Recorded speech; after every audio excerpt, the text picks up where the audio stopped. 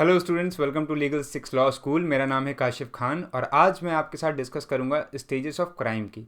ये आईपीसी का पहला लेक्चर है जिसमें बेसिकली अगर हम बात करें तो आईपीसी के ब्रीफ हिस्ट्री की बात करेंगे हम कि आईपीसी कैसे बना, आईपीसी में क्राइम और ऑफेंस के बारे में क्या कहा गया है उसको भी हम समझेंगे और बाद में हम ये भी डिस्कस करेंगे जो सबसे इंपॉर्टेंट चीज़ है कि क्राइम का स्टेजेस क्या क्या है, किस किस स्टेजेस से एक पर्सन होकर गुजरता है तो वो एक क्राइम को कमिट करता है। तो बेसिकली अगर हम बात करें तो सबसे पहले आईपीसी जो हमारा एक्ट है 1860 का, इसको ड्राफ्ट किया गया था फर्स्ट लॉ कमीशन के द्वारा। तो ये फर्स्ट लॉ कमीशन थी, ये बात करता हम आज़ादी से पहले वाली फर्स्ट लॉ कमीशन ने, मतलब कि इस जो कमीशन है इसको अंग्रेज़ों ने बनाया था। किस लिए बनाया था?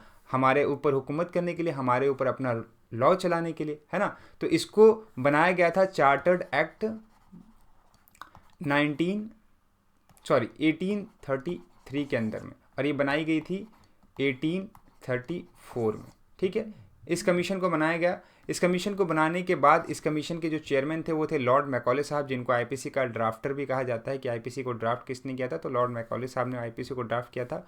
उसके बाद जो है यहाँ पे 3 और कमिश्नर थे, मैकलॉड, हेडरसन एंड मिलेट साहब। तो ये चीज़ें आपको सबसे पहले तो याद रखनी है। देन इसके बाद ये कब इनेक्ट हुआ था, तो ये बन के कंप्लीट हो चुका था 6 अक्टूबर 1860 को। 1860 में ही ये बन के कंप्लीट हो गया था, लेकिन इसको इम्प्लीमेंट किया गया 1862 में। और यहाँ पे ध्यान रखिएगा, जब उस टाइम आईपीसी बना था तो जो ब्रिटिश रूलर एरिया थे, जहाँ पे ब्रिटिश रूल करती थी, शासन करती थी, उन एरियाओं पे ये एप्लीकेबल होता था। मतलब कि उस टाइम पाकिस्तान की अगर हम बात कर लें, बांग्लादेश की जो अभी बात कर लें, उन सब पे भी आईपीसी एप्लीकेबल होता था, है ना। लेकिन जो प्रिंसली स्टेट थे वहाँ पर ये एप्लीकेबल नहीं होता था, क्योंकि वहाँ पे जो राजा महाराजा थे उनका रूल वहाँ पे चलता था। बात करें प्रेम्बल की, तो प्रेम्बल कहता है कि ये एक जनरल पेनल कोड बनाने के लिए हमने इसको ड्राफ्ट किया है पूरे इंडिया में। मतलब कि जिस भी इंडिया का मतलब यहाँ पे वो इंडिया जहाँ पे ब्रिटिश का रूल अप्लाई होता है।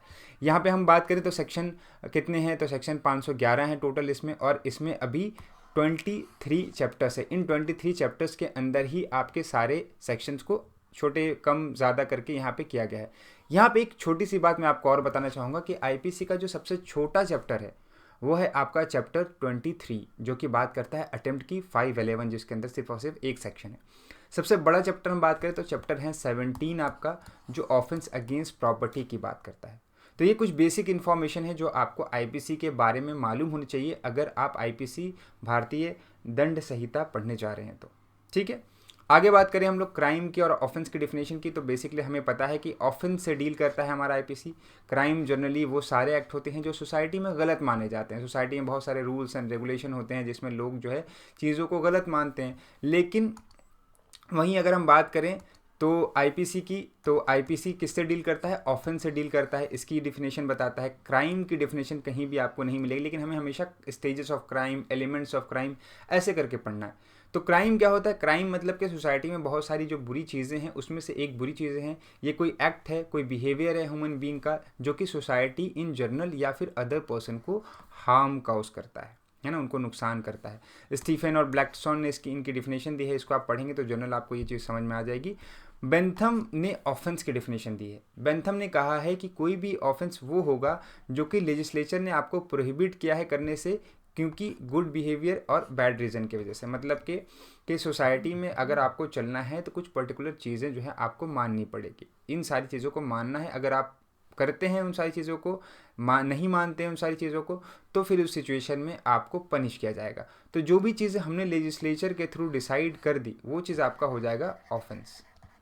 और बाकी सारी चीज़ें जो कि सोसाइटी में बुरी है, चाहे उसको हमने लेजिस्लेचर के थ्रू बनाया है पनिशेबल या नहीं बनाया, वो सारी चीज़ें हो गई आपकी क्राइम। ठीक है, तो क्राइम बेसिकली अगर हम बात करें तो एक वाइडर डिफिनेशन है ना। सोसाइटी में बहुत सारी बुरी चीज़ें हैं जिनको सबको हम क्राइम मान सकते हैं, लेकिन ऑफेंस जो है एक नैरोवर डिफिनेशन है। मतलब कि ऑफेंस वो चीज़ होती है जो कि एक लेजिस्लेचर ने डिसाइड कर दी, डिफाइन कर दिया, उसके बाद कहा कि इसको पनिश किया जाएगा अगर आप ये चीज़ नहीं करते हो तो।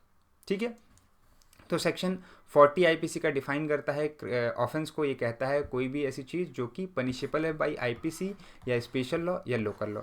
अगेन हम अगर सीआरपीसी देखें तो ये कहता है कोई भी एक्ट और ओमिशन जो कि पनिशेबल है by any law for the time being in force. ये किसी भी लॉ की बात करता है। किसी भी लॉ में हमारा अगेन जो हमारा यहाँ पे लोकल लॉ है और स्पेशल लॉ है और आईपीसी है और भी कोई भी लॉ है, वो सारी चीज़ें इसमें आ जाती हैं।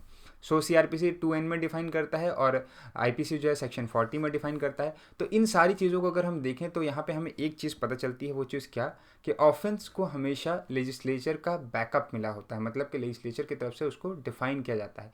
क्राइम एक जनरल सोसाइटी में जो गलत माना जाता है कि पर्टिकुलर पर्सन के लिए गलत है, सोसाइटी के लिए गलत है, तो एक वाइडर टर्म है, एंड आपका ऑफेंस जो है वो एक नैरोअर टर्म है, और जिसको हम लोग पूरे के पूरे आईपीसी में डील करेंगे, जिसके लिए हम पूरा का पूरा हमने आईपीसी बनाया है। ठीक है, बात करें आगे स्टेजेस ऑफ क्राइम की, तो यहाँ पे 4 स्टेजेस ऑफ क्राइम है।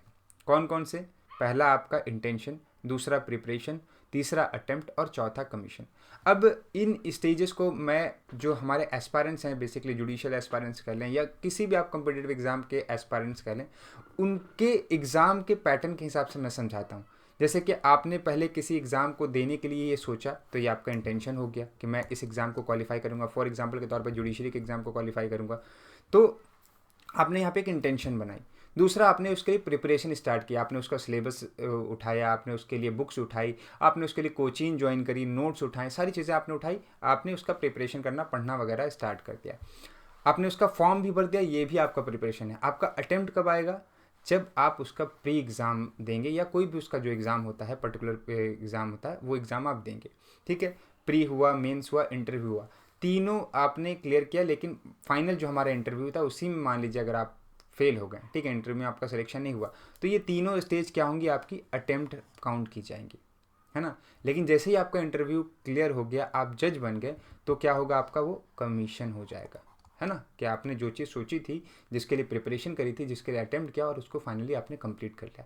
उसी तरीके से सेम हमारा क्राइम में आता है कि किसी का मर्डर करने के लिए आपने सोचा, पहले दिमाग में आपने ये इंटेंशन बनाया, इंटेंशन बनाने के बाद आपने उसकी प्रिपरेशन करी, आपने उसके लिए जहर खरीद के लाया, आपने उसको मारने के लिए बंदूक खरीद के लाई, उसके बाद आप उसके घर गए, आपने उसके, मान लीजिए फॉर एग्जाम्पल के तौर पर उसके चाय में जहर मिला दिया, या फिर उसको डायरेक्टली जाके शूट ही कर दिया, तो ये आपने शूट किया, वो इंसान मर गया, तो यहाँ पे कमीशन हो जाएगा। अगर वो इंसान बच गया तो यहाँ पे अटेम्प्ट हो जाएगा। तो ये बेसिकली 4 स्टेज हैं। अब कौन सी स्टेज कब पनिशेबल होती है, कब कौन सी स्टेज पनिशेबल नहीं होती है, इसको भी थोड़ा सा समझेंगे, और इसको थोड़ा डिटेल में आगे बढ़ते हैं हम लोग। पहला आता है इंटेंशन। तो इंटेंशन सिंपल सी चीज़ है, फर्स्ट स्टेज है, जिसमें आपका मेंटल या साइको स्टेज कहते हैं इसको हम लोग, कि आदमी का दिमाग में क्या चल रहा है, क्या सोच रहा है, वो क्या करने के लिए। ठीक है, तो सिर्फ और सिर्फ इंटेंशन जो है वो एक क्राइम नहीं होता है, क्योंकि इसको कोर्ट में प्रूफ करना बहुत ही टफ होता है ना। कोई भी इंसान जो है कोर्ट में जाके ये प्रूफ नहीं कर सकता कि उसने एक इंसान को मारने के लिए सोचा था, है ना, अनटिल अनलेस उसने उस इंटेंशन के साथ साथ कोई प्रिपरेशन भी करी हो, कोई अटेम्प्ट किया हो, या कोई कमीशन किया हो। आगे हम लोग बात करें तो इसमें एक बहुत अच्छी सेइंग कही जाती है कि डेविल जो होता है, जो शैतान होता है, उसको खुद नहीं पता होता कि एक इंसान की इंटेंशन क्या है, उसके दिमाग में क्या चल रहा है ना। तो जो कोर्ट है, जो पब्लिक प्रोसिक्यूटर है आपका, वो कैसे निकाल पाएगा कि उसके दिमाग में, और सिर्फ इंटेंशन के बेसिस पर अगर आप सज़ा देने लगे तो ऑलमोस्ट सारे ही लोग जो हैं वो जो है सज़ा के हकदार बन जाएंगे। क्यों? क्योंकि हर कोई ना कोई कभी ना कभी किसी के बारे में कुछ बुरा सोचता ही है ना, कि इसको मार दें, उसको ये कर दें, तो ये चीज़ होती है। तो यहाँ पे 2 मैगजीम है हमारे पास, acts non face it Triumf नीसी mean से ट्रिया, और acts me in white of acts non it's means acts. मतलब क्या है कि कोई भी ऐसा एक्ट अगर मैं करता हूँ, मेरी इंटेंशन वहाँ पे नहीं है, गिल्टी इंटेंशन नहीं है, बुरी नीयत वहाँ पे नहीं है, तो मैं वहाँ पे लायबल नहीं होऊंगा। दूसरा, कोई भी ऐसा एक्ट मैं करता हूँ लेकिन वो मेरे विल के अगेंस्ट है ना, मैं चाहता नहीं था उस एक्ट को करना, लेकिन मुझसे करवाया गया, है ना। जैसे कि सेक्शन 94 आईपीसी का ये कहता है कि अगर आपको थ्रेट देकर कोई काम कराया गया है तो आप वहाँ पे लायबल नहीं होंगे।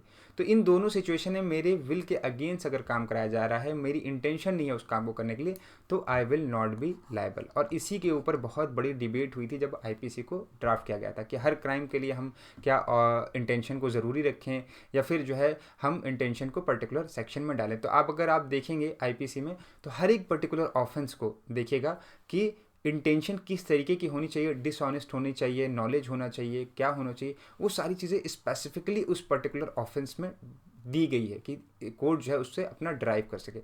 सो इंटेंशन क्या होगी, मीन्स रिया क्या होगा, ये पर्टिकुलर नहीं बताया गया, लेकिन सेक्शन के अंदर डाल दिया है, और कोर्ट ने बहुत सारे केसेस में इंटरप्रेट करके उस चीज़ों को बताया है। जैसे कि सबसे पहला इंपॉर्टेंट केस है यहाँ पे सिराज वर्सेस डी रूडजर का। इस केस में कहा कि हमेशा हम मान के चलेंगे कि हर एक ऑफेंस में मेंस रिया एसेंशियल है, अनलेस एंड अनटिल जो है कॉन्ट्रेरी वहाँ पे शो करता हो उस प्रोविज़न में। मतलब कि कोई ऑफेंस अगर खुद से ही कह रहा है कि इस ऑफेंस को करने के लिए मेंस रिया की ज़रूरत नहीं है, आप बिना मेंस रिया के भी करोगे तो आपको सज़ा मिलेगी, है ना। जैसे कोई रेप करता है, कोई सेक्सुअल हरासमेंट करता है, उसके बाद कहता है कि मेरा तो इंटेंशन नहीं था रेप करने का लेकिन मुझसे हो गया, तो नहीं, आपको सज़ा मिलेगी, है ना। कुछ एक्सेप्शन है, स्ट्रिक्ट लाइबिलिटी जहाँ पे बेसिकली प्रिंसिपल आता है कि वहाँ पे इंटेंशन की कोई रिक्वायरमेंट नहीं है, आपने ऑफेंस किया है, you will be held liable for that, ठीक है।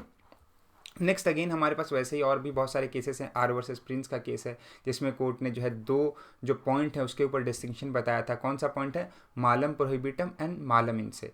कोर्ट ने कहा कि मालम प्रोहिबिटम के अगर कैटेगरी में कोई ऑफेंस आता है तो वहाँ पे जो है कन्विक्शन नहीं होगा अनलेस एंड अनटिल वहाँ पे पर्सन की मेंस रिया हो, मतलब कि अगर मेंस रिया एब्सेंस है तो कन्विक्शन भी नहीं होगा। लेकिन अगर ऑफेंस ऐसा है जो कि मालम इन से की कैटेगरी में आता है तो वहाँ पे कन्विक्शन हो जाएगा in the absence of mains Riya unless and until वहाँ पे इंस्टीट्यूट जो है अदरवाइज कहता हो। सिंपल सी बात है कि अगर कोई भी ऐसा ऑफेंस है जो कि मालम प्रोहिबिटम की कैटेगरी में आता है और वहाँ पे मेंस रिया नहीं है तो वहाँ पे सज़ा भी नहीं मिलेगी। लेकिन अगर कोई भी ऐसा ऑफेंस है जो कि मालम इनसे की कैटेगरी में आता है तो वहाँ पे मेंस रिया की ज़रूरत नहीं है, वहाँ पे कन्विक्शन मेंस रिया के बगैर भी मिल जाएगी, ठीक है। देन आता है केस क्वीन वर्सेस टॉल्सन का। क्वीन वर्सेस टॉल्सन के केस में सिंपल सी बात है कि वो एक लड़की होती है, वो अपने हस्बैंड का कुछ टाइम वेट करती है, 7 साल कंप्लीट नहीं होता उससे पहले ही वो शादी कर लेती है। जैसे कि जनरली हमें मालूम है कि 7 साल के बाद भी किसी पर्सन को एज ए लीगल डेथ मान लिया जाता है उसकी। तो उसने 7 साल का वेट नहीं किया, 6 साल कुछ दिन के बाद जो है उसने शादी कर ली, हस्बैंड जो है 7 साल से पहले आ गया, उसने केस कर दिया, उसने इंक्वायरी वगैरह पूरी की थी मैरिज करने से पहले। तो कोर्ट ने कहा इसका जो एक्ट है वो आपका मालम प्रोहिबिटम की कैटेगरी में आता है ना, क्योंकि यहाँ पे इंटेंशन ज़रूरी थी और यहाँ पे इंटेंशन चूँकि उसकी नहीं थी, उसने काफ़ी इंक्वायरी करी, सारी चीज़ें देखा, इसलिए यहाँ पे मेंस रिया का जो मैक्सिमम वो एक्सक्लूडेड होगा और यहाँ पे इसको सज़ा कोर्ट ने नहीं दी। फिर state of Maharashtra versus M S George, again ये ड्रग स्मगलिंग वाला केस होता है ना। इस केस में भी कोर्ट ने स्ट्रिक्ट लाइबिलिटी का रूल अप्लाई किया और यहाँ पे जो है उस पर्सन को कन्विक्ट किया जो कि गोल्ड को स्मगल कर रहा था। हालांकि उसको नॉलेज नहीं थी कि ये गोल्ड इतना स्मगल करना जो है वो क्राइम है इंडिया में, और कुछ दिन पहले इसके ऊपर आरबीआई ने रूल अप्लाई किया है, लेकिन फिर भी कोर्ट ने यहाँ पे इसको सज़ा दी। आगे बात करें जो नेक्स्ट स्टेज है वो है प्रिपरेशन। तो प्रिपरेशन भी अगेन जैसे कि मैंने बताया कि आप जो है गन लेकर आए हो या पॉइजन लेकर आए हो उस आदमी को मारने के लिए, ये उसको फांसी से लटकाने के लिए रस्सी लेकर आए हो, तो ये सब आपने क्या करें, प्रिपरेशन क्या है। कहीं पर आप रॉबरी करने जा रहे हो तो आपने गन वगैरह खरीदी, आपने उस जगह का नक्शा लाया और ये बहुत सारी चीज़ें इकट्ठा करी, लोगों को जोड़ा, ये सारी चीज़ें आपने करी, प्रिपरेशन क्या। लेकिन ये पनिशेबल नहीं है। लेकिन जैसे ही कोई चीज़ एक्ट के हिसाब से आपने कोई ऐसा एक्ट किया जो कि आईपीसी में स्पेसिफिकली कहा गया है कि उसकी पनिशमेंट होगी, तो वहाँ पे पनिशमेंट आपको मिलेगी। जैसे कि प्रिपरेशन क्या है, preparation to wage war against the government of India. Preparation अगर आप ऐसा कर रहे हैं कि जिससे आप गवर्नमेंट की प्रॉपर्टी या किसी भी ऐसी कंट्री की प्रॉपर्टी को डैमेज करें जिससे हमारा अच्छा रिलेशन है। प्रिपरेशन आप करें काउंटर फिटिंग कॉइन्स के लिए, नकली कॉइन बनाने के लिए, गवर्नमेंट स्टैम्प बनाने के लिए। आप प्रिपरेशन कर रहे हो कि प्रोसेस करो काउंटर फिटिंग कॉइन्स का, फॉल्स वेट का या मेजरमेंट का या फॉल्स डॉक्यूमेंट का। आप प्रिपरेशन कर रहे हो डकैती कमिट करने के लिए। तो इन सारे केसेस में प्रिपरेशन जो है वो पनिशेबल है, इसकी पर्टिकुलर सज़ा दी गई है। तो ऑल दो जनरली इंटेंशन पनिशमेंट नहीं है, पनिशमेंट उसको में नहीं मिलेगी आपको। प्रिपरेशन में कुछ केसेस में जिसमें स्पेसिफिकली आईपीसी में सज़ा दी गई है उसमें मिलेगी। आगे बात करें नेक्स्ट जो हमारा स्टेज है अटेम्प्ट। तो अटेम्प्ट पर से पनिशेबल है और इसको हम इनकोइट ऑफेंस भी कहते हैं। मतलब क्या है इसका कि ऑफेंस जो है वो कंप्लीट नहीं हुआ फिर भी सज़ा मिलेगी। जैसे कि आपका अटेम्प्ट हो गया, अबेटमेंट हो गया, क्रिमिनल कॉन्स्पेरेसी हो गई, ये सारे इनकोइट ऑफेंसेस हैं। तो अटेम्प्ट की हम बात करें यहाँ पे, तो अटेम्प्ट में क्या होता है कि आपने कोई चीज़ करनी चाहिए, आपने जो सोचा था उसी को कंप्लीट करने के लिए, लेकिन वो चीज़ कंप्लीट नहीं हो पाई। आपने जुडिशरी का एग्ज़ाम की तैयारी बहुत अच्छे से करी लेकिन इंटरव्यू में फ़ेल हो गए, मेंस में फ़ेल हो गए, तो यहाँ पे क्या होगा, ये आपका अटेम्प्ट में चला जाएगा। एक जैसे कि 3 है तो आपका एक अटेम्प्ट खत्म, अब 2 बचे हैं आपके पास। तो यही चीज़ है और यहाँ पे 2 चीज़ें यहाँ पे समझनी है। अटेम्प्ट के 2 तरीके से चीज़ों को यहाँ पे आईपीसी में आपको समझना होगा। पहला कि कुछ ऑफेंसेस ऐसे हैं जिनका पर्टिकुलरली अटेम्प्ट आपका आईपीसी में दे रखा है, जैसे कि attempt to wage war, attempt to murder, attempt to culpable homicide, attempt to suicide, attempt to throw acid, attempt to commit theft. इन सब की पनिशमेंट ऑलरेडी दे रखी है। तो इन सब की पनिशमेंट वही मिलेगी जो यहाँ पे पर्टिकुलरली सेक्शन में यहाँ पे दे रखी है। लेकिन मान लीजिए कोई ऐसा ऑफेंस है जिसकी सज़ा आईपीसी में नहीं दे रखी है उसके अटेम्प्ट की, तो उसकी सज़ा कहाँ मिलेगी, तो उसकी सज़ा मिलेगी 5(11) में।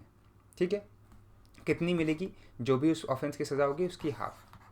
ठीक है, ये चीज़ यहाँ पे ध्यान रखना। देन आपका लास्ट आता है final execution of the offence. Execution का सिंपल से मतलब है कि जो आपने सोचा था, जिस चीज़ के लिए आपने प्रिपरेशन करी थी, जिस चीज़ के लिए आपने कोई एक्ट किया, उस एक्ट को आपने अचीव कर लिया। किसी का मर्डर करना चाहते थे, आपने मर्डर कर दिया। कहीं आप रॉबरी करना चाहते थे, आपने रॉबरी कर ली। थेफ्ट करना चाहते थे, थेफ्ट कर लिया। तो ये सारी चीज़ें जैसे ही हुई, आपका गोल अचीव हुआ, मतलब कि ऑफेंस कमिट हो गया, मतलब कि अब आपको पूरी की पूरी सज़ा कोर्ट देगा। ठीक है, तो आई होप ये पूरे के पूरे स्टेजेस और आईपीसी के बारे में हमने जो भी थोड़ा बड़ा पढ़ा है वो सारी चीज़ें आपको क्लियर हो गई होगी। एक छोटी सी इन्फॉर्मेशन आपके लिए है कि लीगलिस्टिक्स आपके लिए बहुत सारे कोर्सेज लाया है। बेसिकली अगर हम बात करें जुडिशियल सर्विस एग्जामिनेशन के लिए आपके पास कोर्स है, क्लैट यूजी, क्लैट पीजी का कोर्स है, सर्टिफिकेट कोर्सेज हैं, और भी बहुत सारे अदर कोर्सेज जो हैं हम लोग सब्जेक्ट वाइज भी है जो है कोर्सेज आपके लिए अवेलेबल कराए हैं। सारी डिटेल आपको हमारी वेबसाइट पे अवेलेबल करा दी गई है।